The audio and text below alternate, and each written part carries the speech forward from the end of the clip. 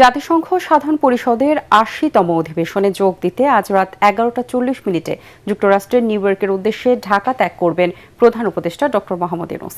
জাতিসংঘের ভাষণে প্রধান উপদেষ্টা বিগত এক বছরের সংস্কারমূলক উদ্যোগ, ২০২৪ সালে জুলাই গণ অভ্যুত্থানের প্রত্যাশা এবং ২০২৬ সালে ফেব্রুয়ারিতে নির্বাচন আয়োজনের দৃঢ় অঙ্গীকার বিশ্ব নেতাদের সামনে তুলে ধরবেন।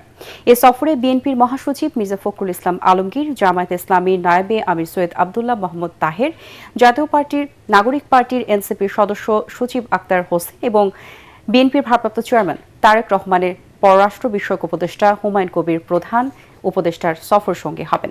সফরকালে তিনি জাতিসংঘ মহাসচিব ও মার্কিন প্রেসিডেন্ট ডোনাল্ড ট্রাম্পের দেওয়া সংবর্ধনা অনুষ্ঠান এবং বিভিন্ন দেশের শীর্ষ নেতাদের সঙ্গে দ্বিপক্ষীয় বৈঠকে অংশ নেবেন। প্রধান উপদেষ্টা ২ অক্টোবর দেশে ফিরবেন বলে আশা করা হচ্ছে।